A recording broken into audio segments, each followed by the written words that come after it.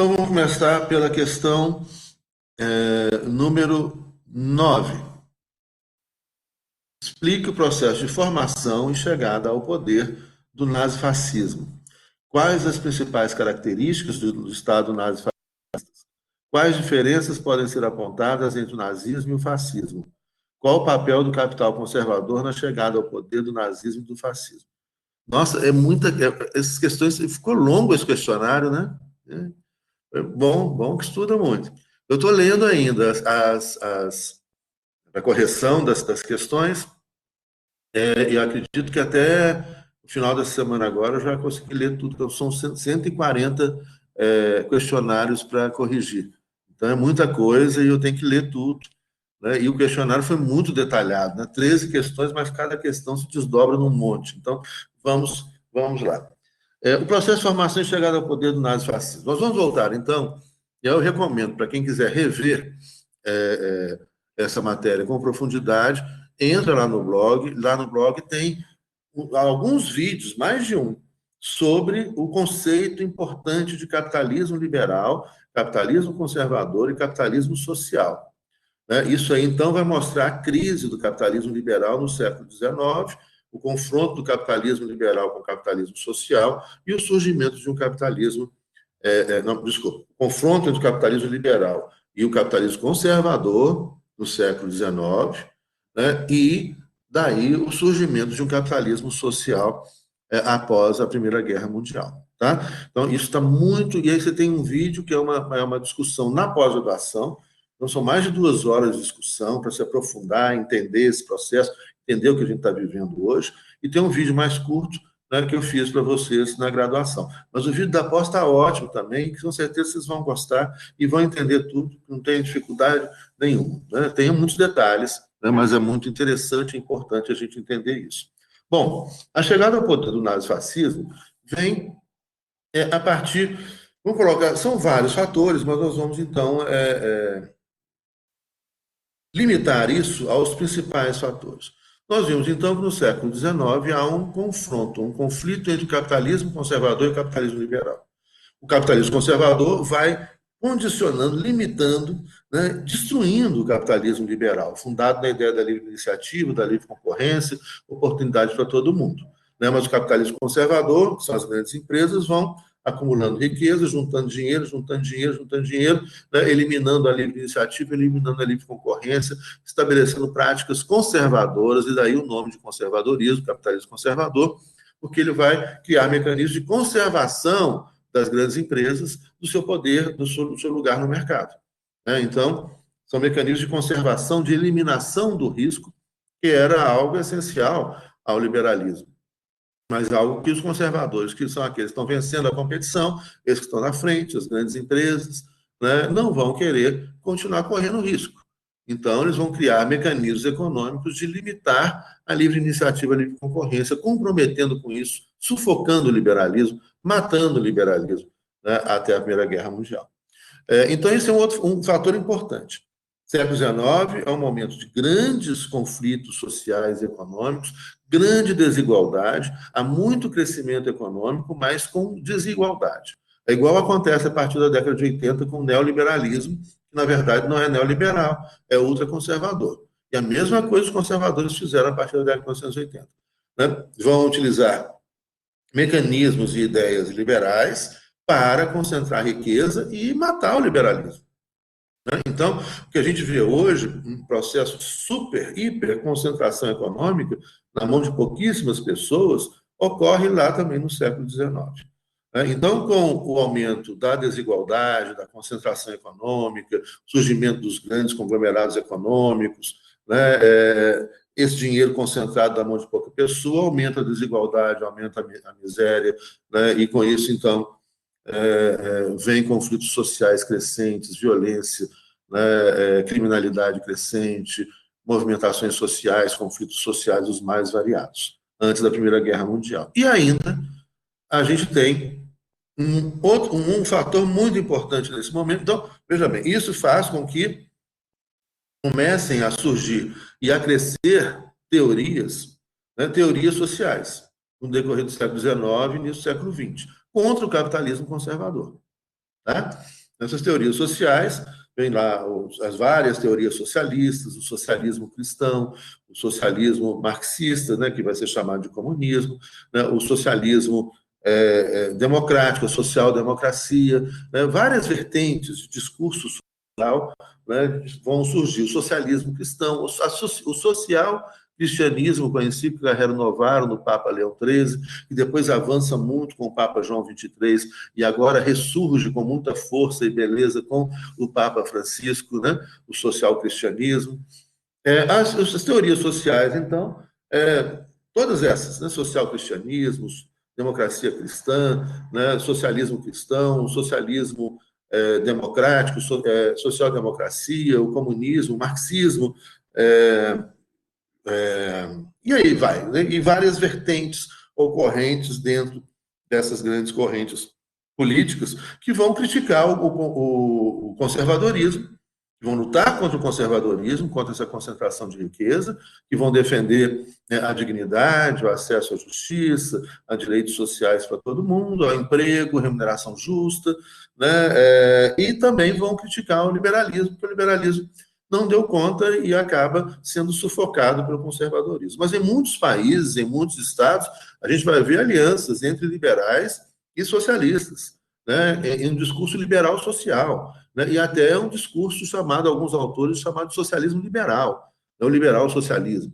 Enfim, são muitas as teorias políticas, são muitas as movimentações sociais, são muitos os fundamentos, né, teóricos para se construir um mundo com maior justiça social, com bem-estar social, nessas vertentes sociais. Bom, e aí, então, isso deságua na Primeira Guerra Mundial.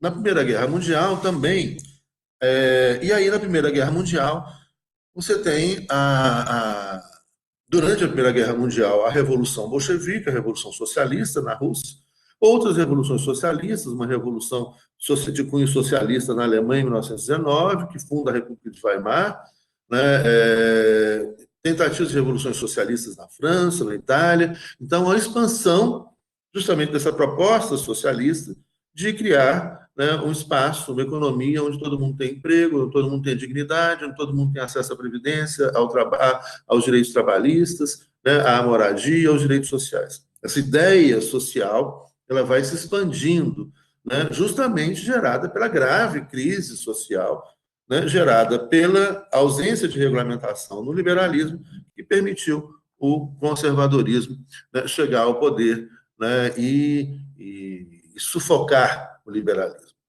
Então, a partir daí, Primeira Guerra Mundial, vem a Constituição, vem a Revolução Bolchevique, a Constituição do México, né, que é a primeira Constituição social, do Estado Social no México, depois a Declaração do Povo Trabalhador na Rússia, né, que vai ser a formação da União Soviética, com que era o Império Russo, inicialmente com 12 estados, né, e depois, em 1919, a Revolução Alemã e a Constituição de Weimar, que é uma Constituição social também. A gente vê, então, aí o surgimento de governos sociais-democratas, socialistas-democráticos, né, e do socialismo real que começa a ser construído, né, na União Soviética, com a formação da União Soviética. Bom, vocês vão ver no outro vídeo a diferença entre Estado Social e Estado Socialista, que aí vai ajudar vocês a entenderem, né, esse processo de formação desse discurso social, de preocupação social.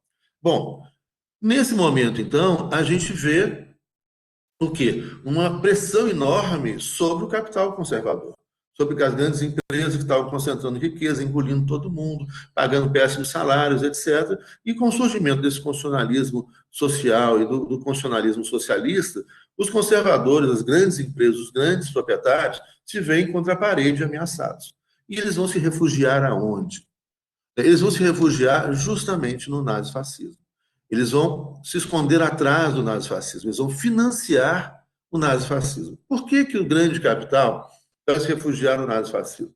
Porque o nazifascismo ele vai incorporar o discurso social, mas ele vai incorporar o discurso social defendendo um Estado forte, ultranacionalista, né, que vai proteger as empresas nacionais.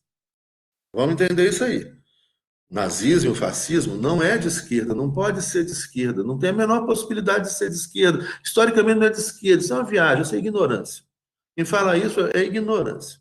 Tem que estudar a história. Né? O que acontece? Mussolini, ele era do Partido Socialista Italiano. Briga porque ele queria entrar na guerra, né? Então é um belicista, né? Que não se encontra no país, e aí vai e sai da esquerda e vai para a extrema-direita. Ele então começa com um discurso nacionalista, apoiar, né, a economia nacional italiana, né, combater, atacar os socialistas, os comunistas, os fascistas começam a criar tropas de choque de pessoas extremamente violentas, isso é uma marca do fascismo, é a violência, o ódio, né? Não há diálogo, não há democracia, né? É só o ódio, o xingamento, o ataque físico e depois, né, a própria violência desenfreada, né? Matando pessoas. O fascismo, então, ele se forma, o partido fascista, né, se forma a partir de Mussolini com uma tropa de extrema-direita que é sustentada por grandes empresários italianos. Aí que está, então. Não tem nada de socialismo. Mas você tem algo que é muito interessante. Né? Esses grandes empresários, não é que eles criem o fascismo ou que criem o nazismo, mas eles veem nessas lideranças, em Hitler, uma liderança nacionalista, anticomunista, antissocialista, antiliberal, né? Veem em Mussolini como uma liderança também antiliberal, antissocialista, anticomunista, vê a chance de resolver o problema deles. Olha, esses caras estão defendendo um Estado forte que vai proteger a grande empresa nacional italiana, a grande empresa nacional alemã, né, e afastar, né, os socialistas, os comunistas, os liberais, em criando uma economia dirigida pelo Estado a favor dos grandes empresários. Isso, assustadoramente, a gente vê com muita clareza hoje, de novo, nos Estados Unidos e no Brasil. Nos Estados Unidos foi mais de US$ 1 trilhão transferidos de recursos públicos do povo norte-americano para socorrer o sistema financeiro que não precisa de socorro, para socorrer as grandes empresas norte-americanas.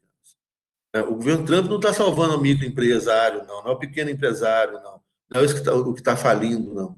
O governo Trump está salvando o grande sistema do grande capital conservador, né? Uma vez que ele representa esse sistema, ele faz parte desse sistema. Né? Então, é de novo uma aliança de um Estado forte, bélico, né? Estado policial forte, bélico, repressor, né? Junto com as grandes empresas. Isso é a aliança do fascismo. Grandes empresas nacionais, né? Que financiam o Estado para o Estado atuar a favor das grandes empresas e transferir recursos públicos para as grandes empresas. Isso que a gente está vendo também no Brasil, né? Recentemente aprovado pelo Congresso Nacional, uma transferência de US$ 1 trilhão, né? Menos que os Estados Unidos, que é US$ 1 trilhão, para o sistema financeiro, que tem lucro de 20 bilhões. Não é para o microempresário, não. Não é para o pequeno produtor, não, rural, não é para o comerciante na cidade, não. Não é para o trabalhador, não. É para as grandes empresas. É a aliança de um Estado policial, militarizado, autoritário, forte, junto com as grandes empresas. Naquela época eram grandes industriais. Hoje são bancos. Hoje quem manda são os banqueiros. Naquela época, os industriais, então, financiam a ascensão do nazifascismo para proteger os seus interesses contra os liberais, que queriam uma economia de competição, e a competição ameaça os grandões, por isso que eles são chamados de conservadores. Eles criam mecanismos de conservação da economia para eliminar o risco, para eliminar o liberalismo, né? E também contra a social-democracia, o socialismo, o comunismo, que defendia uma sociedade igualitária, né? Com todo mundo comendo, morando, estudando, tendo saúde, educação universal, previdência, etc. Ou seja, uma economia social, tanto o capitalismo social, da social-democracia, do social-liberalismo, como o socialismo real, né, dos partidos comunistas e do pensamento marxista que defendia o fim do capitalismo.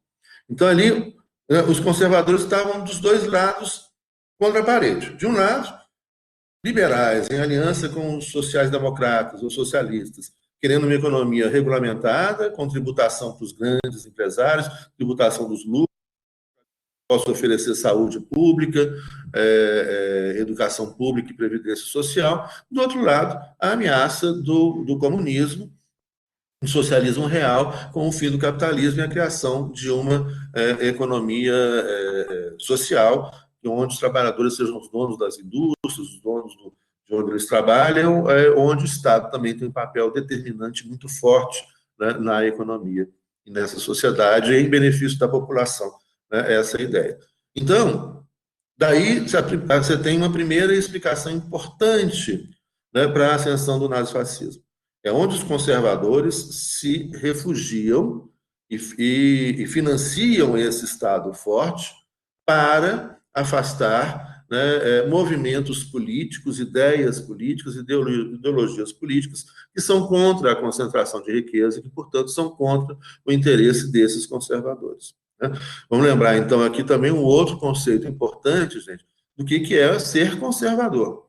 Né? Você tem conservadores, a palavra lato sensu de um conservadorismo político é aquele que tem algo a conservar. Então, primeiro, você pode ter conservadores em qualquer campo político, de direita, de esquerda. Se você tem, por exemplo, uma sociedade que funciona, que é boa, etc., você quer conservar aquilo. Ou você tem uma situação que é favorável a você, você quer conservar a situação. Então, primeiro, ele está trabalhando com a ideia de conservar algo que é bom.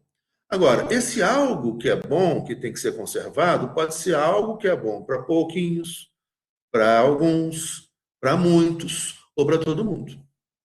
Quando a gente fala em conservadorismo econômico, ele está vinculado à ideia das grandes empresas, ou seja, aquilo que é bom para pouquinhos, né, que vão se fartar de ganhar dinheiro em troca de salários muito baixos, né, em troca de desigualdades muito grandes, né, e restringindo a livre iniciativa, a livre concorrência de novos concorrentes que não ameaçam a grande empresa. Então, quando a gente trabalha um conceito de conservadorismo econômico, o capitalismo conservador, nós estamos falando, então, daquele grupinho que tem muito dinheiro, que não quer, então, dividir esse muito dinheiro com a maioria das pessoas que tem pouco dinheiro.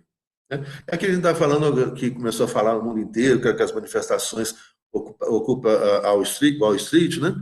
1% bilionário contra 99%.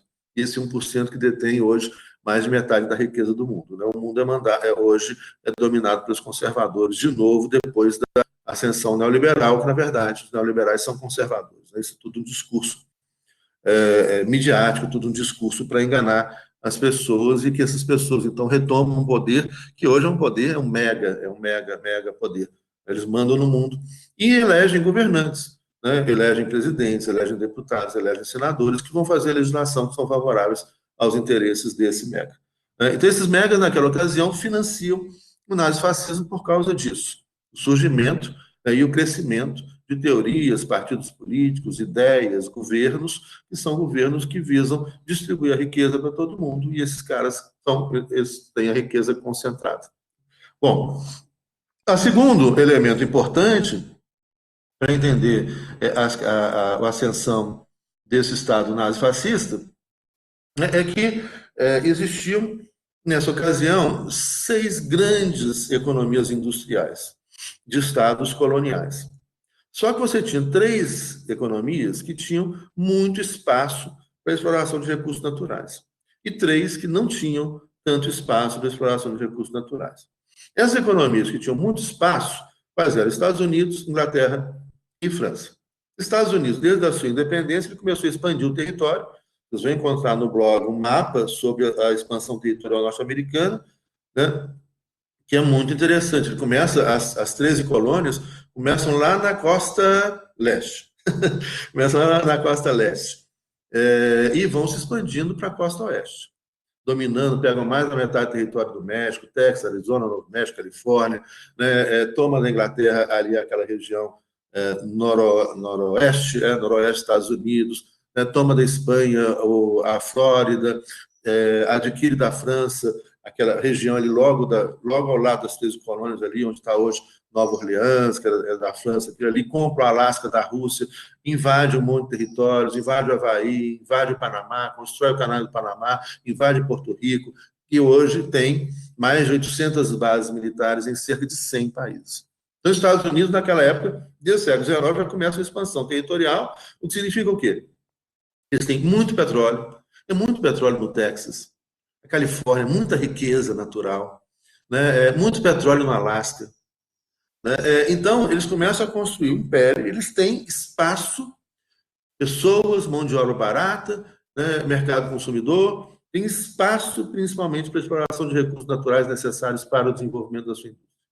Inglaterra é um império global, dá volta ao mundo, né? Então vai lá desde invadir a Austrália, Nova Zelândia, China, Iraque, onde criaram o Iraque, né? Onde criaram, invadiram a Mesopotâmia, inventaram o Iraque, o Kuwait, inventaram a Arábia Saudita, né? Quênia, Uganda, África do Sul, né? Canadá, enfim, é um império que dá volta ao mundo.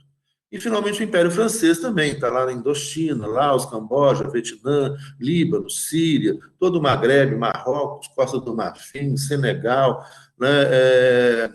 Aqui a Guiana Francesa, na fronteira com o Brasil, aqui no norte do Brasil.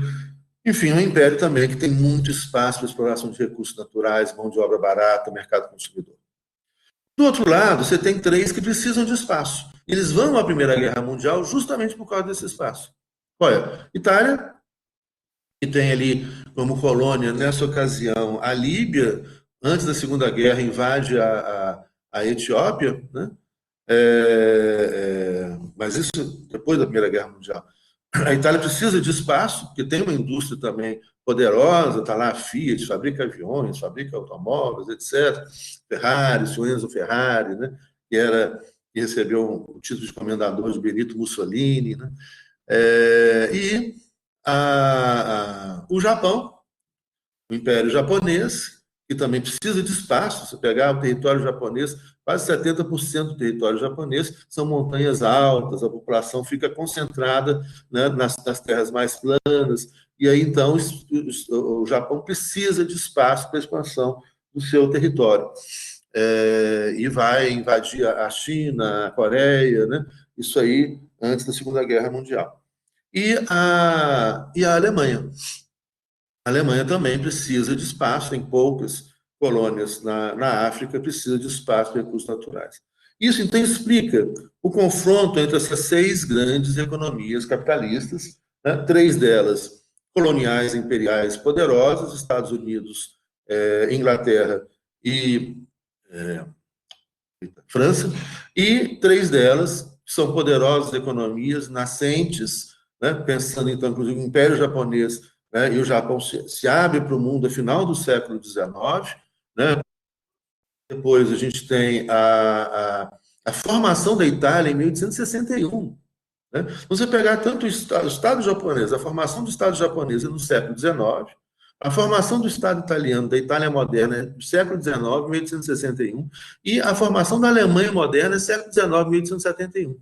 Esses três novos estados se formam a partir de alianças, né, que saem do feudalismo, vão lá de trás, você tem um monte de principados, ducados, etc., na Alemanha, né? Você tem a Prússia, depois um monte de pequenos principados, ducados, o caso da Itália também é um monte de pequenos reinos, principados, ducados, territórios que vão se unificar, formando a Itália, vão se unificar, formando a Alemanha e vão se unificar, formando o Japão moderno.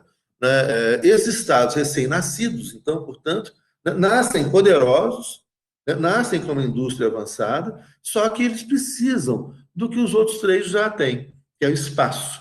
Eles vão atrás desse espaço, porque é algo que a indústria deles precisa. Então, você precisa de espaço para tirar recursos naturais, de espaço para mão de obra barata, para mercado consumidor, etc. E vão à Primeira Guerra Mundial atrás disso.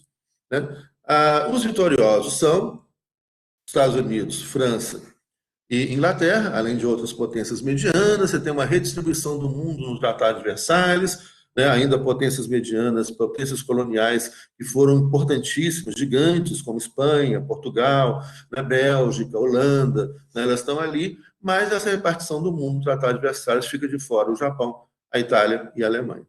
E aí, nesse momento, então, que os grandes empresários nacionais do Japão, Itália e Alemanha veem, né, no projeto fascista, no projeto nazista da Alemanha, da Itália, no projeto ultranacionalista japonês, com o imperador Hirohito, né, a chance de reorganizar o Estado, né, que estava A Alemanha estava destruída, destruída não, falida, né? A economia destruída. O parque industrial, isso é um dado interessante, o parque industrial da Alemanha estava de pé, porque a Primeira Guerra Mundial foi uma guerra de trincheira, foi uma guerra no campo. Né? Então, o parque industrial italiano, alemão, estava de pé, bastava investimento, recursos para fazer esse parque funcionar. Né? E aí, então, o grande capital italiano, o grande capital alemão falou: olha, a gente precisa, então, agora do Estado. Quem é que vai salvar a economia sempre? O Estado. Né?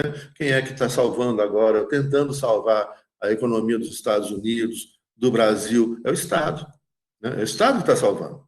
Ah, então fora Estado, fora Estado. Não, o Estado é que salva sempre. O Estado foi criado, né, numa aliança entre o rei, os nobres e os burgueses. Né? O Estado é para a proteção da riqueza do rei, dos nobres, proprietários do campo, e burgueses, né, proprietários, comerciantes, depois industriais.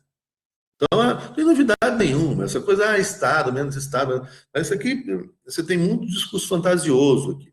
Né? O que a gente tem ali, então, né, é esse Estado forte que vai injetar dinheiro, porque o Estado tem a máquina de fazer dinheiro, e na época da crise econômica ele pode botar essa máquina para funcionar, os Estados Unidos botou, o Brasil ainda não, porque a gente não...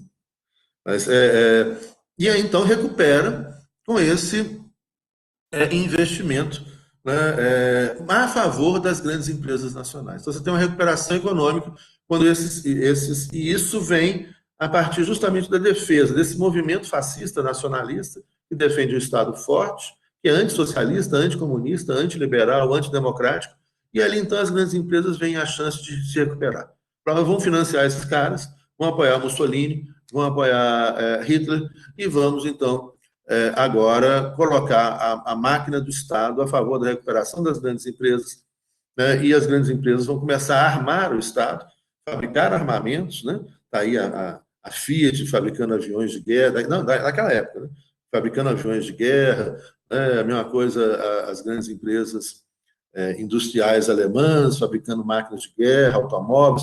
A Ford e a General Motors, norte-americanas, fabricaram cerca de 70% dos veículos leves do exército alemão. Ford e General Motors investem na Alemanha nazista, né, vão fazer grandes montadoras de automóveis na periferia de Berlim para abastecer o mercado militar, né, na formação da grande máquina de guerra da Alemanha na década de 30, depois da ascensão de Hitler, né, em 32, 33. E aí, então, a segunda explicação é justamente essa. Você precisa, as grandes empresas industriais poderosas da Alemanha, Japão e Itália vão financiar o nazifascismo, porque vem no nazifascismo a chance de solução dos seus problemas. Quais são esses problemas? Você tem três grandes problemas. Primeiro, eles precisam de espaço. Então, portanto, precisam de reordenar a economia, fazer a economia crescer com investimento público, né, no grande setor privado dessas grandes empresas industriais que vão fabricar armamentos, né, carros de guerra, tanques, aviões de guerra, etc. Precisam de espaço. Então, esses tanques, aviões... Eita, esse sinal não. Esses tanques, aviões que são fabricados, né, eles agora vão servir à busca do espaço que essas indústrias precisam. Então, começa aí que vai começar a guerra, vai começar a invadir, primeiro, territórios na África, na Ásia, e depois estoura a Grande Guerra na Europa. Então, você tem recuperação econômica, reordenação da economia, o Estado financia isso, financia as grandes empresas que vão produzir máquinas de guerra, né, para essas máquinas de guerra poderem, né, e o Estado, com suas máquinas de guerra produzidas pelas grandes empresas, Ford, General Motors, Fiat, Mercedes-Benz, etc., essas máquinas de guerra vão tomar o espaço que as empresas precisam para a exploração de recursos naturais. Lembrando que, nessa época, há uma vinculação entre a economia nacional, né, e a indústria nacional e o Estado nacional. Hoje em dia pode ter ou pode não ter. Né? A partir da década de 60, isso vai se distanciando com a globalização, a movimentação das indústrias, a desvinculação das indústrias, né, do Estado Nacional. E agora a gente vê mais ou menos um retorno disso, né, o que também mostra muito da inspiração fascista do governo Trump, por exemplo. Né? Mas em um contexto diferente. Tá? Então vamos devagar, vamos por partes para ir entendendo né, esses processos todos.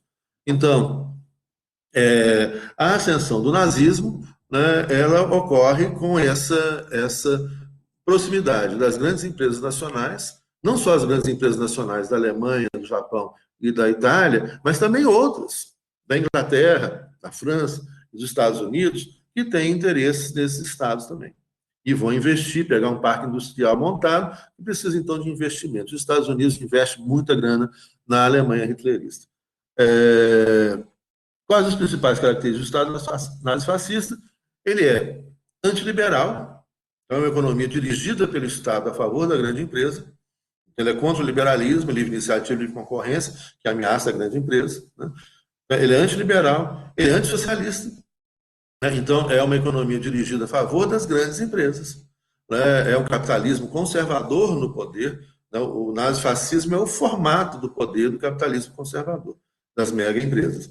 Ele é antissocialista, anticomunista, lógico.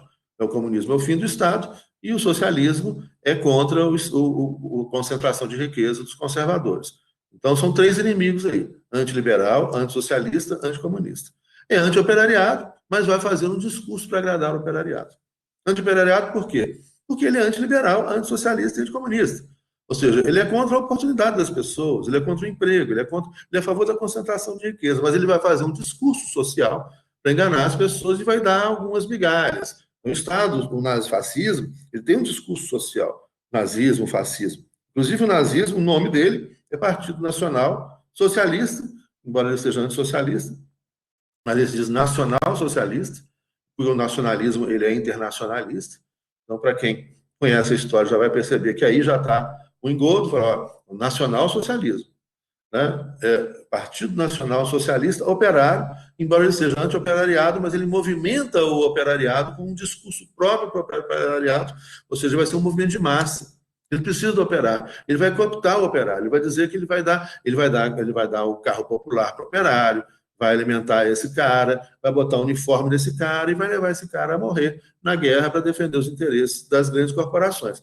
Mas ele vai mostrar, ele vai fazer um discurso para os pobres, ele vai fazer um discurso para os operários, ele vai fazer um discurso para os alemães e vai jogar a culpa no desemprego, na fome, não do capitalismo conservador, óbvio que não, porque são eles que financiam, né, mas vai colocar a culpa disso no estrangeiro, né, no judeu que está lá, no eslavo, enfim, no estrangeiro, no cigano, vai arrumar um bode expiatório e botar as pessoas no comunismo, né?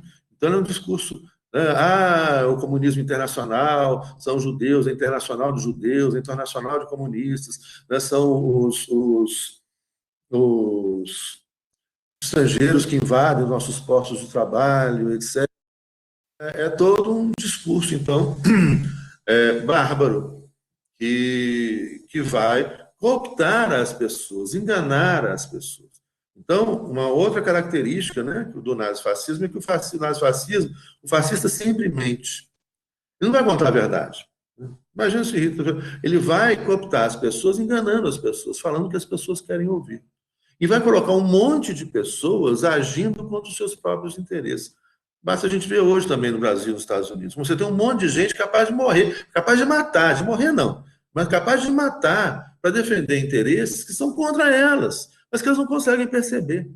Né? Então, é muita essa estrutura, né, que é uma estrutura de jogo psicológico, ideológico, radical, totalitário, de extrema violência. O nazifascismo, então, ele é antiliberal, antidemocrático, antissocialista, anticomunista, antioperariado, ultranacionalista, machista, racista, homofóbico, enfim, é o que tem de pior. Né? Não é um... É uma expressão do mal. Né? Eu sempre... Eu tenho muito contato com muitos amigos padres, né? Trabalhei com jesuítas, criei uma escola jesuíta aqui em Belo Horizonte, que foi do Alder Câmara, uma faculdade de Direito, que hoje também tem engenharia, né? Ajudei a criar, trabalhando com jesuítas, tem grandes amigos, né? Teólogos, né? Vou muito à faculdade jesuíta, à faculdade, ao Instituto São Tomás de Aquino, né? Fazer palestras lá nos cursos de teologia e tudo. E outro dia eu estava assim, todos nós, né? Muito triste, indignado, preocupado, com tanta maldade no Brasil, né, com tanta violência, com tanta agressividade, né, das pessoas, E aí eu falava, gente, me dá um coisa para ler sobre a maldade. Eu ganhei um monte de livro, estou lendo os livros todos sobre o mal. Estava lendo o Santo Agostinho. O Santo Agostinho tem escritos interessantes sobre a maldade. O nazifascismo é muito a expressão pura do mal, porque o Santo Agostinho ele vê o mal, o cristianismo vê muito o mal como a ausência. O mal é a ausência, é a nulidade, é o vazio, é o nada. O mal é a ausência de bondade. O mal é a ausência de amor. O mal é a ausência de tolerância, a ausência de empatia. Né? O mal é a ausência de conhecimento. O mal é a ausência de inteligência. É daí que o mal é tão rasteiro, né? Tão feio, né? Nojento, né? Cheira a enxofre. Né? Então, e o nazifascismo é muita expressão disso. Só que ele foi capaz de cooptar, de enganar um monte de gente, que envolve essas pessoas, né, no ódio, gera estranhamento, geram medo nas pessoas. Então, é algo que a gente precisa entender, estudar profundamente o nazifascismo e evitar que isso ganhe força, né, mais do que já ganhou entre nós todos no mundo contemporâneo. Você tem regimes aí muito próximos, né, do discurso da violência, da intolerância, né, nazifascista pelo mundo afora. Bom, as diferenças entre o nazismo e o fascismo, né, a papel do capital conservador eu já expliquei, né, na chegada ao poder o nazismo e o fascismo, né, e as diferenças apontadas entre o nazismo e o fascismo. Né, o fascismo você tem diferenças teóricas importantes e que repercutem na prática. Eu tinha, esse livro sumiu da minha biblioteca, mas eu vou ver se eu encontro a referência dele para passar para vocês olharem, que era um livro de teoria do Estado fascista, que era vendido aqui no Brasil, na época que eu estudei.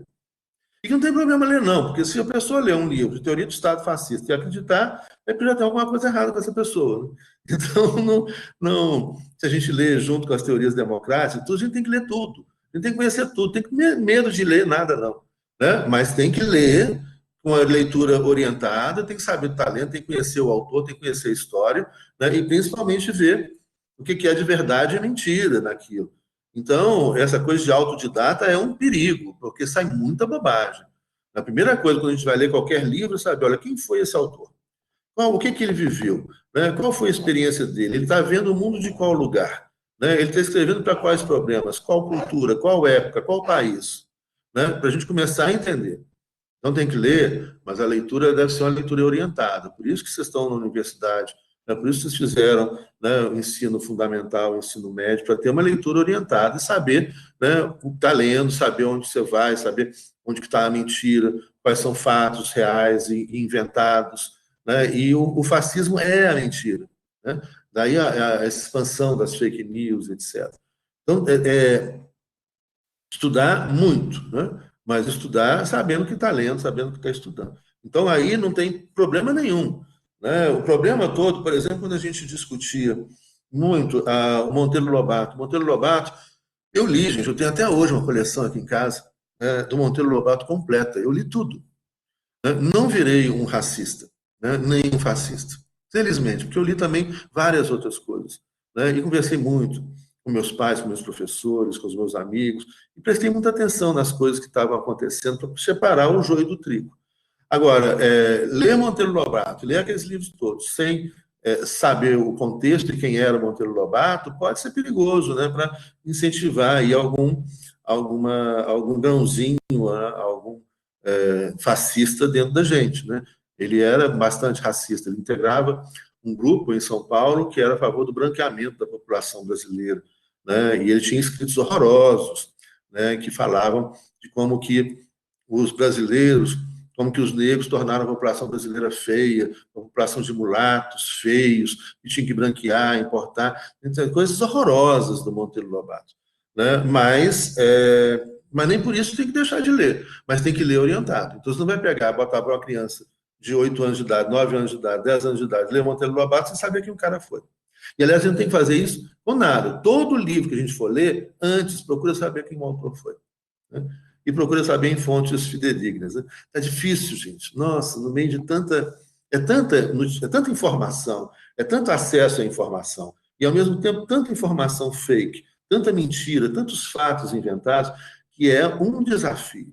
Então, peguem sempre, se aproximem de informações sérias, de universidades sérias, que é onde a gente ainda encontra, né, informações sérias, fiéis, fidedignas. Mas está feio. Agora, os Estados Unidos está promovendo uma releitura da Segunda Guerra Mundial para dizer que a União Soviética não é responsável pela vitória dos aliados, junto com os Estados Unidos, com a Inglaterra, com a França e outros aliados, né? Para dizer que a União Soviética tinha aliança. Enfim, reinvenção da história. Assustador. Eu li isso ontem nos jornais, li um jornal. Eu estudei russo um tempo, mas eu não leio mais. Assim, a gente vai perdendo tudo. Mas eu li no jornal russo, mas você tem jornais russos que estão em espanhol, francês, inglês. E nesse jornal estava lá falando o revisionismo feito por alguns conservadores nos Estados Unidos e na Europa da história da Segunda Guerra Mundial, colocando como se a Segunda Guerra Mundial tivesse começado pela União Soviética e pela Alemanha. Não entra, não aprofunda o artigo, depois eu quero ver esse. Tem que tomar cuidado, gente. O mundo está muito hard, está muito interessante. Né? Mas a gente tem que ir. Primeiro ponto importante, primeiro conselho para a gente dar conta desse mundo. Duvidem de tudo, pesquisem, pensem, né, e sejam tolerantes. Afaste a intolerância, afastem a certeza. Certeza é inimiga do conhecimento.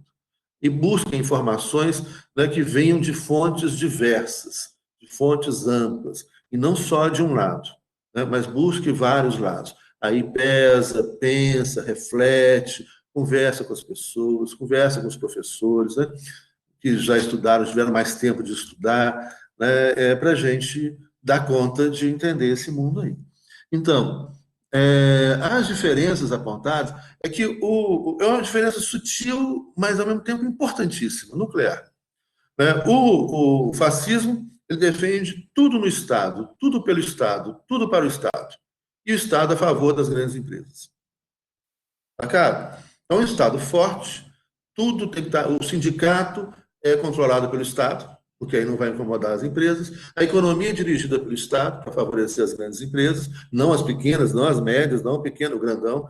Então, tudo está dentro do Estado e o Estado favorece, sustenta as grandes empresas. Então, uma aliança entre Estado forte e empresa forte. Isso é o fascismo.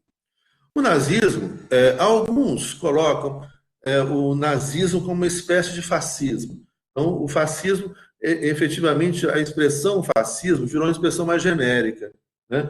Então, ela cabe em vários movimentos políticos, não só o fascismo italiano, né? Mas vários movimentos políticos vão se expandindo para o mundo inteiro até hoje. E o nazismo seria um desses movimentos. Mas ele tem características próprias. Então, ele não cabe todo dentro do fascismo. Ele tem características próprias, que é a ideia de nação. Ou seja, ele é mais sofisticado do ponto de vista do imaginário, do simbólico. A nação alemã, ela é dona do Estado. A nação alemã manda no Estado. A nação alemã manda na Constituição. Porque a nação alemã é que é soberana. Olha que lindo! Viram o que eu falei? Olha, nossa, então é o povo. Não, não é o povo. Então são os indivíduos. Não, não são os indivíduos. Não é o povo que é dono da soberania. Isso é a ideia da democracia, soberania popular. O povo, suas organizações, etc., devem ser dono. Não, é a nação. O que é a nação, né, no nazismo? O que é a nação para Sieyès? A ideia de nação já surge no triunvirato ali da Revolução Francesa, no final do século XVIII. Nação é o espírito, é uma vontade para além dos indivíduos. A nação apaga os indivíduos. Ou seja, é como se nós fôssemos parte, né, de um corpo maior.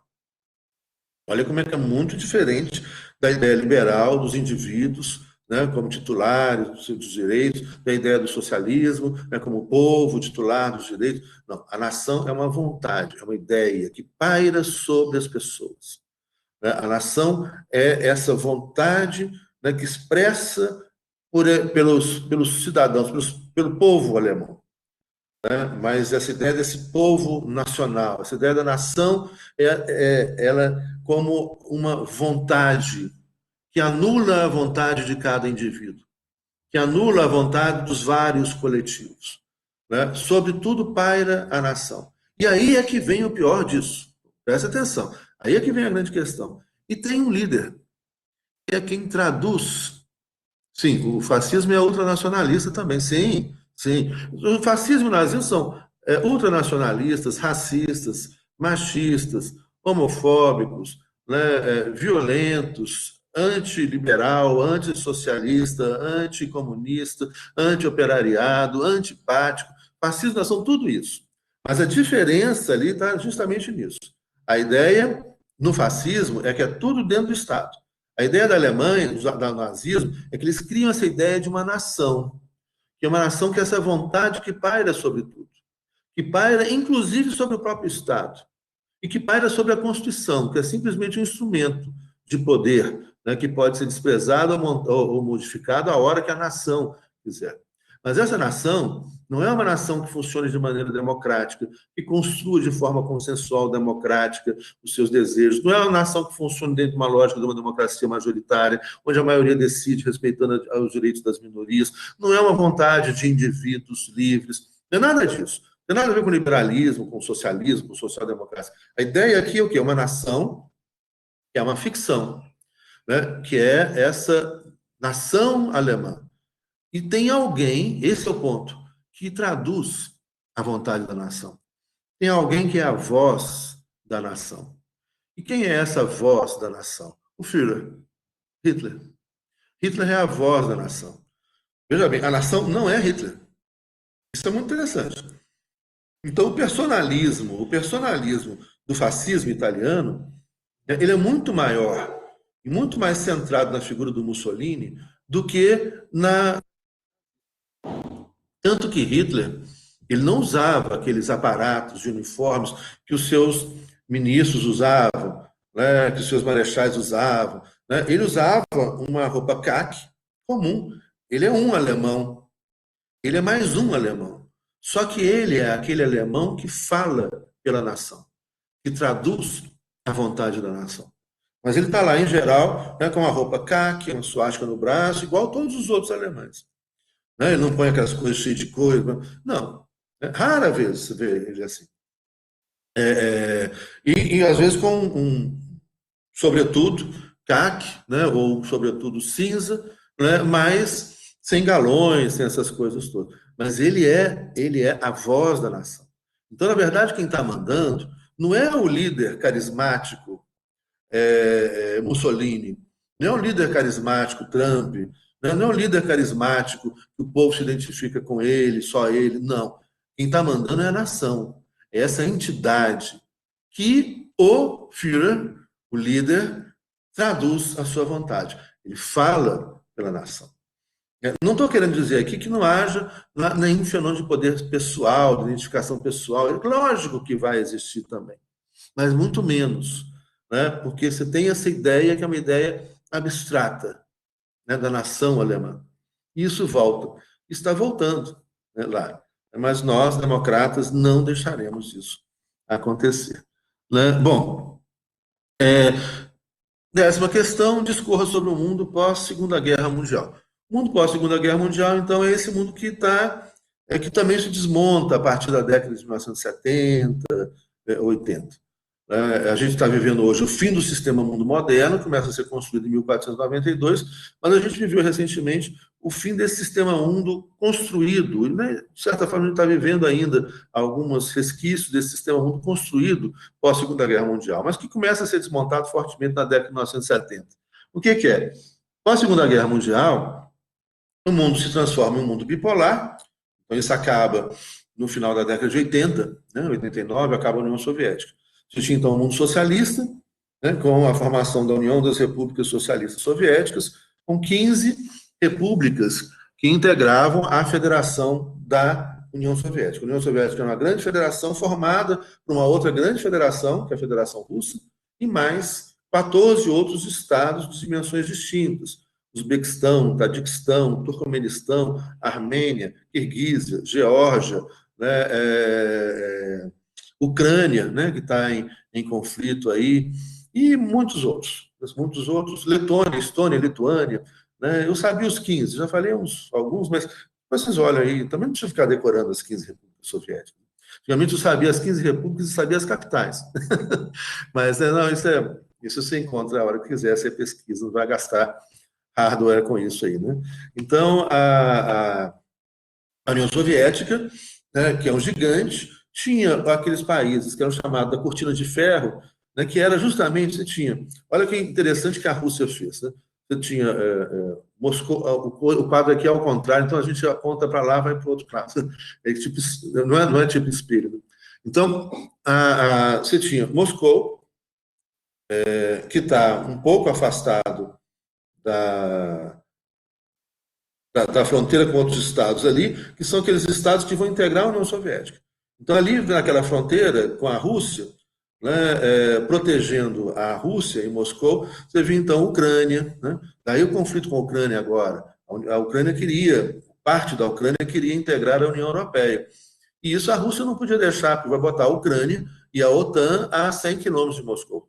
Então, óbvio que eles não podiam deixar, assim como os Estados Unidos não deixou, né, Cuba como testa de ferro da União Soviética, aqui trazendo armas, né? Você teve aquele conflito lá na década de 60, etc. Os Estados Unidos falam, não, a União Soviética não vai trazer armas soviéticas para 100 quilômetros de Miami. Assim como a OTAN não vai levar armas a 100 quilômetros de Moscou. Então, tem a divisão da Ucrânia e o exército russo invadiu recentemente parte da Ucrânia ali. Bom, então você tinha ali a Ucrânia, a Geórgia, a Bielorrússia, esses estados, né, que vão criando um cinturão de proteção à Rússia. O Tajiquistão, Uzbequistão, Armênia, Turcomenistão e vai, Kirguízia. E aí, depois vinham os países da cortina, chamada cortina de ferro, que são estados que foram liberados pelo Exército Vermelho da invasão nazista, da invasão alemã, como a Tchecoslováquia, a Polônia, a Hungria, a Bulgária, né? E esses estados, então, o poder, ou você tem o poder entregue pelo Exército Vermelho aos socialistas ou comunistas, né, aliados de Moscou, né, ou então mesmo processos internos onde houve eleição e foram eleitos socialistas ou comunistas, mesmo porque os socialistas e comunistas participaram da resistência contra o nazismo nesses estados. Ali, obviamente, cada um tem uma história diferente, Hungria, Bulgária, Tchecoslováquia, e a história da Polônia, né, é muito marcante, porque a Polônia ela foi invadida, metade da Polônia ficou com o exército vermelho, sob o comando de Stalin, bruto, e metade da Polônia ficou sob o comando do exército nazista, o comando de Hitler, bruto. Né? E aí a Polônia sofreu os dois totalitarismos, né? O totalitarismo stalinista, em metade do seu território, e o totalitarismo nazista, metade do seu território, extrema-direita e extrema-esquerda. E daí hoje a Polônia tem graves problemas, embora esteja hoje com um governo que é um governo, olha que interessante, é um governo ultranacionalista polonês, que quer reafirmar os valores, a história da Polônia, né, e que rejeita, então, a Alemanha e rejeita a Rússia, né, rejeita o socialismo real, né, stalinista, e rejeita a vinculação da Alemanha com o nazismo. Mas, ao mesmo tempo, cria dentro do território deles uma espécie de ultranacionalista intolerante com o outro estrangeiro. Enfim, é explicável, é complicado, é interessante e é triste, né? Ao mesmo tempo. Mas é história dinâmica e a gente vai aprendendo, né, com essa história. Então, o mundo pós-Segunda Guerra Mundial é um mundo bipolar, né? Uma expansão do socialismo para toda a Europa Oriental, desses estados que eu falei, uma expansão do socialismo para todo o antigo Império Russo, né? E logo depois você tem a Revolução Chinesa, em 1949, outro território, Mongólia socialista também, depois a Guerra do Vietnã, a Guerra da Coreia, a Revolução Cubana, e o socialismo se espalha para grande parte da Ásia, né, alguns estados africanos, na independência da África, o caso de Moçambique, Angola, Guiné-Bissau, as repúblicas que se tornam independentes, que eram da colônia portuguesa, adotam o socialismo e passam para a área de influência soviética. E você tem todo o resto da área de influência norte-americana. Você tem um mundo bipolar, tanto do lado soviético como do lado norte-americano, você tem ali repúblicas mais ou menos democráticas, né, repúblicas autoritárias, né, e até sistemas ditatoriais. Tanto Estados Unidos como a União Soviética patrocinam ditaduras, repúblicas, democracias populares ou democracias liberais, de um lado ou de outro, variações de regimes, os maiores possíveis.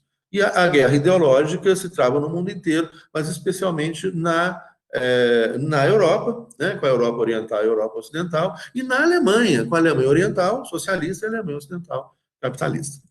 Bom, esse mundo é um mundo bipolar e, ao mesmo tempo, do lado do mundo chamado, vamos chamar então de ocidental, né, mas que seria então um mundo mais, um mundo capitalista, né, pensando de uma lógica de geopolítica do que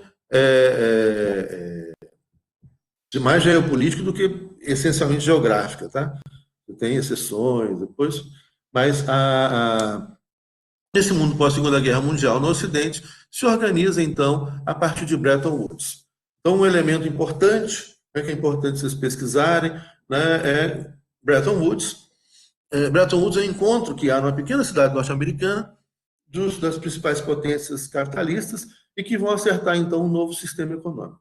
Em Bretton Woods é criado o Fundo Monetário Internacional, que era um sistema para evitar crises bancárias profundas, como a de 1929, o craque da Bolsa, de alguma maneira colabora para o aumento da desigualdade, da pobreza e para a própria guerra. Né? Então, cria o Fundo Monetário Internacional, que tem sede em Washington, e que os Estados Unidos é o principal mantenedor. Então, quem manda no Fundo Internacional, Fundo Monetário Internacional, são os Estados Unidos, né?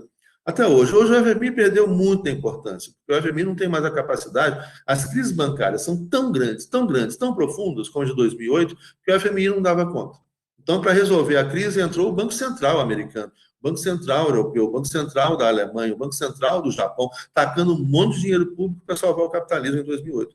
Então, o FMI já não dá mais conta disso, não responde mais à dimensão que isso aí virou. Foi criado também, em Bretton Woods, o World Bank, Banco Mundial, que é um banco de desenvolvimento e cooperação para a reconstrução. É o BIRD, é o Banco Internacional para a Reconstrução e Desenvolvimento, ou seja, reconstruir com juros baixos, com fartos recursos, os estados destruídos pela guerra, né? Então, aí está a reconstrução e levar ao desenvolvimento dos estados menos envolvidos para tentar criar, então, uma ordem capitalista mais equilibrada, sem muito ricos e muito pobres, né? Inclusive entre as nações. A ideia do Banco Mundial era ajudar os menos desenvolvidos a se desenvolverem, a chegar ao nível dos desenvolvidos, do ponto de vista econômico, do ponto de vista capitalista, né? E ao mesmo tempo, patrocinar o reerguimento das economias dos estados que foram gravemente destruídos na Segunda Guerra Mundial. Então, Bretton Woods é algo importante para a configuração do pós-Segunda Guerra Mundial, e também você tem o Plano Marshall, que é a transferência de recursos, bilhões de dólares, na reconstrução da Europa Ocidental. Isso é a grande jogada do governo norte-americano, espetacular, que faz os Estados Unidos se transformar na megapotência que ele se transformou. Onde, então, o que os Estados Unidos faz? Ele transfere recursos para a Europa, para a reconstrução da Europa Ocidental.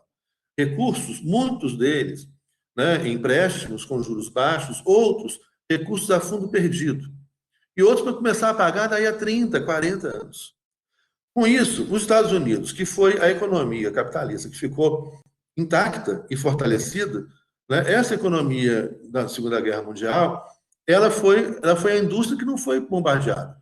A indústria francesa foi bombardeada, a indústria alemã foi toda destruída, a indústria italiana foi bombardeada, a indústria japonesa foi bombardeada pelos norte-americanos, a indústria inglesa foi bombardeada. Ou seja, o que sobrou de pé? Estados Unidos. Aí é o segredo. Aí o que eles vão falar? Olha, a gente empresta dinheiro para vocês.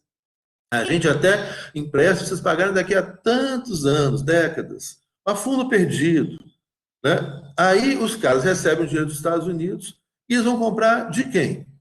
Quem é que tem produtos, bens de produção, bens de consumo, maquinário para reerguer e reconstruir as cidades, as indústrias da Europa?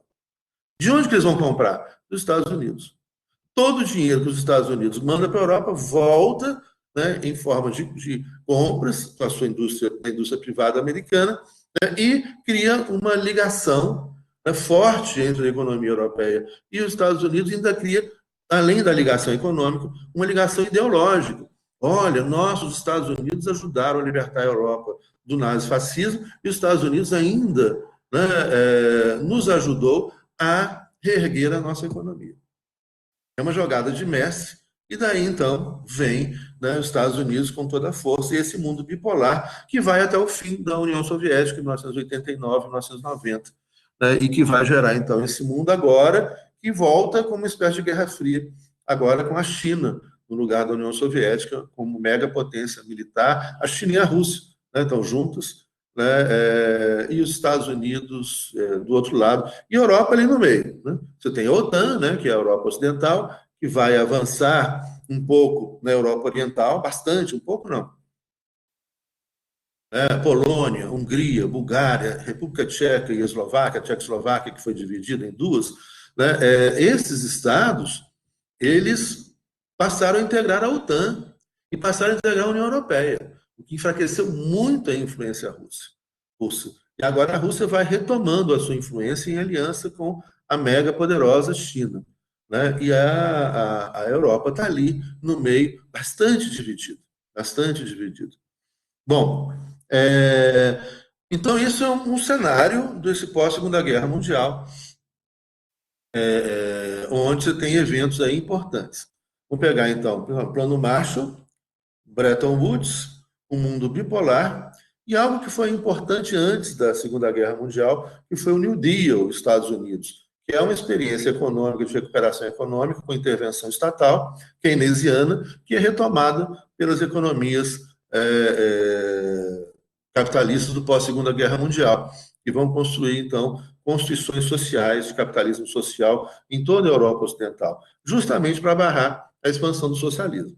A Europa estava destruída, miséria, fome, então os Estados Unidos reconstrói a Europa e garante direitos sociais com estados sociais europeus, constituições importantes, como as constituições do pós-guerra, 1946 França, 1947 Itália, 1948 Japão, 1949 Alemanha. São constituições sociais, do capitalismo social, todos incentivados pelos Estados Unidos. Né? E, do outro lado, constituições socialistas na Tchecoslováquia, na Polônia, na Hungria, com estados, então, de saúde pública, intervenção pública para acabar com o desemprego, etc, etc. Você tem ali discursos sociais fortes dos dois lados, na Europa Oriental e na Europa Ocidental. Europa Oriental, Europa Socialista, Europa Ocidental, Europa capitalista, de capitalismo social, social-democracia. Estados Unidos e União Soviética. E existia um terceiro grupo, que vai ser um grupo crescente no decorrer do pós-guerra, que é o grupo dos países não alinhados. Ou seja, aqueles que não queriam ficar sob o jugo nem de Moscou, nem de Washington. Você teve aí países que integraram esse grupo de não alinhados e foram, durante algum tempo, foram vários, mas você tem ali os mais destacados, a Iugoslávia, que era socialista, mas não queria ficar subordinada a Moscou, o Egito, de Nasser, nacionalista, a Índia, de Indira Gandhi, a Indonésia, do Sukarno, e teve um outro depois que veio, que foi aliado dos Estados Unidos. Que são estados, então, importantes. A Índia, muita gente, importante, economicamente, militarmente. A Índia tem bomba atômica. Né? Egito, também, estado importante. Né? A Iugoslávia, né? E a Indonésia, que durante algum tempo foram países não alinhados, que lideraram outros países menores não alinhados, ou seja, nem vinculados a Moscou, nem vinculados a Washington, nem vinculados ao Império Russo, nem vinculados ao Império Norte-Americano. Bom, esse é então mais ou menos o painel desse mundo pós-Segunda Guerra Mundial. A crise do Estado Social vem a partir, nós podemos dizer que a crise do Estado Social vem a partir do seu sucesso. O Estado Social entra em crise porque, não só por causa disso, mas porque ele também funciona bem. O que eu quero dizer com isso? Você tem vários fatores, tá? Então, não estou querendo aqui simplificar demais. Mas você tem um fator ali interessante que tem que ser levado em consideração em alguns estados sociais. Como Estado Social vai ter saúde universal, as pessoas vão vão viver mais, vão ter saúde preventiva e saúde curativa. Como Estado social, as pessoas vão ter moradia, vão ter saúde, vão ter educação, vão ter emprego, mas vão ter direitos trabalhistas, então elas não precisam trabalhar até morrer, vão ter previdência, elas não precisam trabalhar velhinhas. O que acontece? As pessoas têm melhor qualidade de vida. Logo, as pessoas começam a viver muito mais. E se elas começam a viver muito mais, elas vão ficando cada vez mais caras para o Estado. Esse é um dilema interessantíssimo. Um dos problemas do Estado social é que ele faz as pessoas viverem mais, e que eles fazem as pessoas terem uma vida muito melhor. E por isso as pessoas vivem mais. E se elas vivem mais, elas sobrecarregam mais o Estado. Então, esse é um problema. Né? Sobrecarrega mais o Estado, por quê? Você tem, por exemplo, como no Brasil, o sujeito aposenta com 66 anos e morre, em média, com 74 anos. Né? Então, ele vive aí 8 anos às custas da Previdência. Na França, o sujeito aposenta com... Eu não recordo agora para quanto foi a aposentadoria francesa, mas era 63 anos, por aí. Depois vocês confiram na internet, mas andou mudando recentemente, aumentaram um pouco a ideia, era 60 anos. O sujeito aposentava, então, por exemplo, aos 60, e vivia, em média, até 80, 84. Ou seja, enquanto no Brasil o cara vivia 6, 8 anos, em média, às custas da Previdência, né, e antes era menos ainda, né, na França o cara vive 20 anos à custa da Previdência, 25 anos, 24 anos em média. Vai aumentando a expectativa de vida. Então, esse é um problema. E é um problema que tem que ser suprido com o quê? Com mais tributação, com contribuição da empresa, tributação sobre grandes fortunas, tributação sobre o lucro das empresas, etc., que é bem o formato, né, da social-democracia, do Estado social, bem o formato da Escandinávia até hoje. Suécia, Noruega, Finlândia, Dinamarca, né, tem muito esse formato. Boa parte da Alemanha também até hoje. Só um minuto, gente.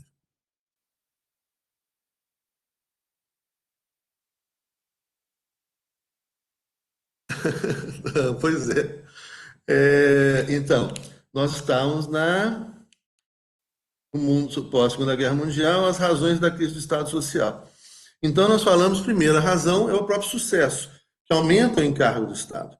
E a segunda razão, aí, gente, tem muitos escritos e muitas interpretações distintas, tá? Eu vou simplificar aqui.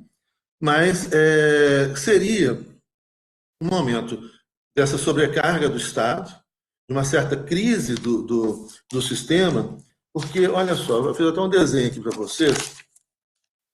Estão vendo? Olha, nesse pós-Segunda Guerra Mundial, você tem uma linha de... É ao contrário, não dá. Você tem uma linha de crescimento econômico constante.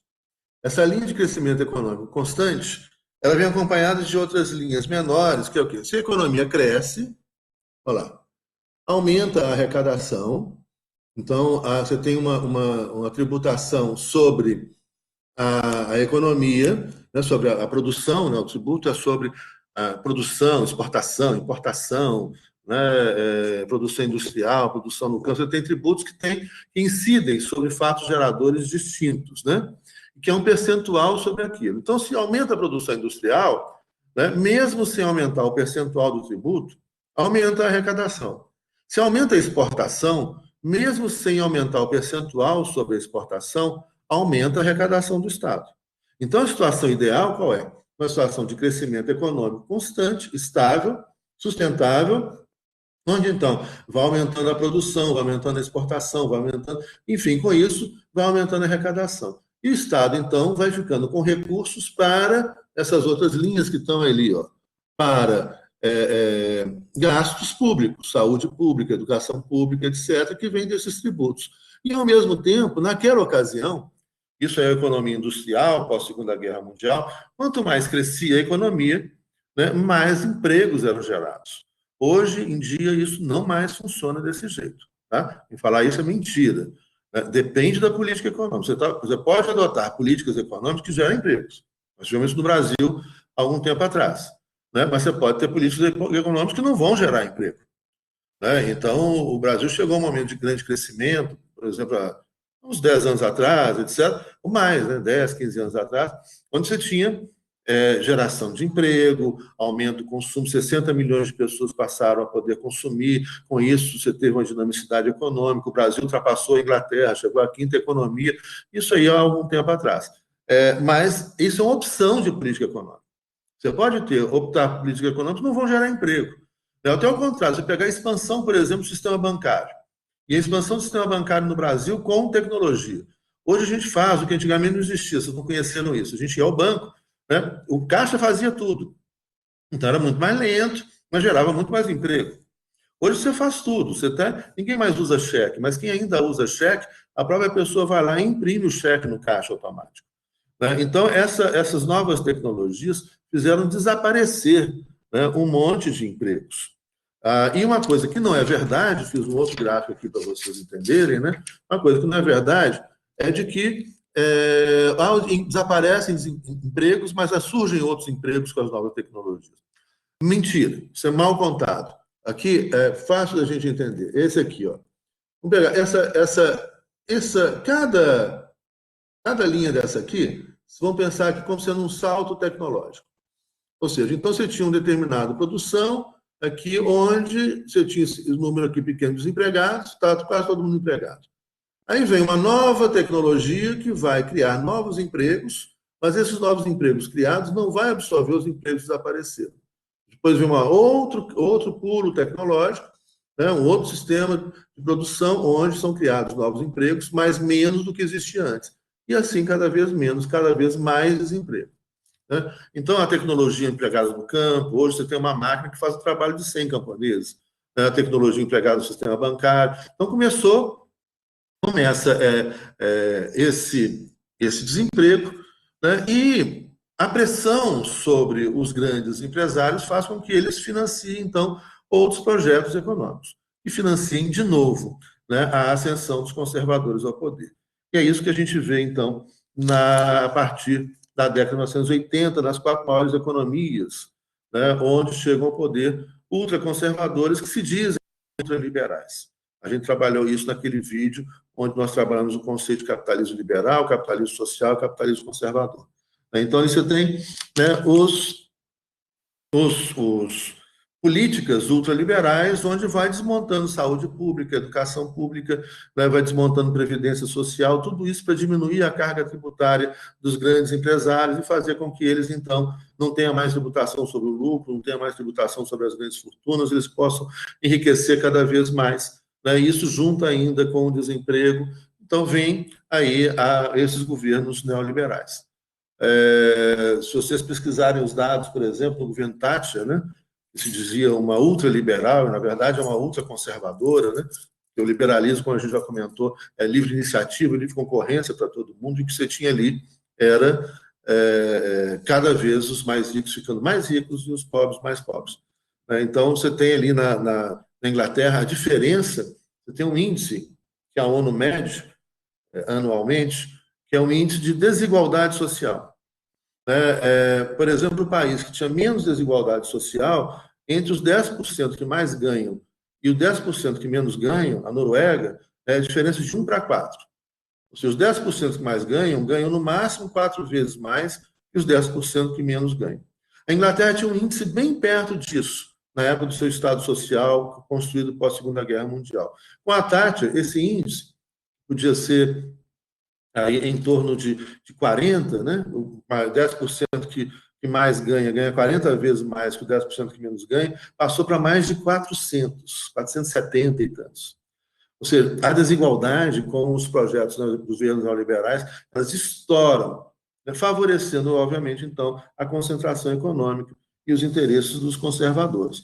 Essa hegemonia neoliberal veio, né, por uma crise do Estado Social, né, que dependia de um crescimento econômico constante, para que então, pudesse ter uma arrecadação tributária constante, e essa arrecadação, inclusive, sobre grandes fortunas e sobre o lucro, que permitisse, então, investimentos públicos constantes, mantendo um sistema de bem-estar social. Mas os gastos começam a aumentar demais, né, os conservadores se rebelam e financiam governos, né, que se diziam ultraliberais, mas governos neoliberais, mas que, na verdade, que defendem os interesses conservadores.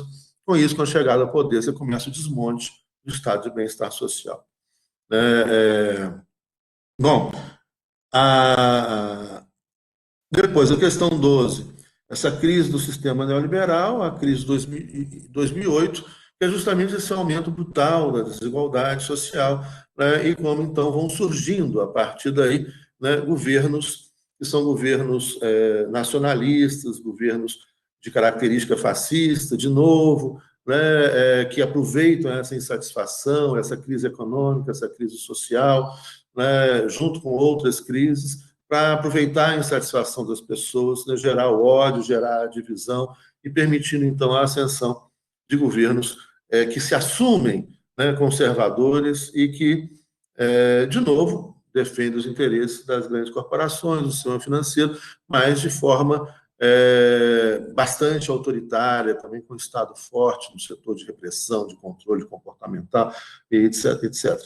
Né? E, por fim, a alternativa plurinacional, né? E a construção de uma democracia consensual, uma alternativa que vai se construindo no mundo inteiro, né?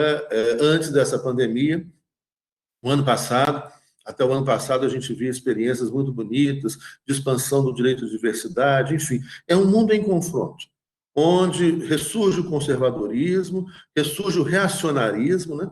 Você tem, então, movimentos reacionários querendo, né, voltar ao passado, aos privilégios do passado, racismo, né? Falam em monarquia até, enfim. Há movimentos, ao mesmo tempo, você tem movimentos belíssimos, né, que começaram a acontecer aqui na América Latina, né, o Estado plurinacional, por exemplo, que surgiu no Equador em 2008 e na Bolívia em 2009, que era um Estado que tem uma Constituição que amparava e protegia o direito à diversidade, a diversidade étnica, a diversidade como direito individual, a diversidade como direito coletivo, a convivência do diverso, das diversas etnias, das diversas línguas, dos diversos povos, das diversas culturas, das diversas opções, né, individuais e coletivas, convivendo num espaço de democracia.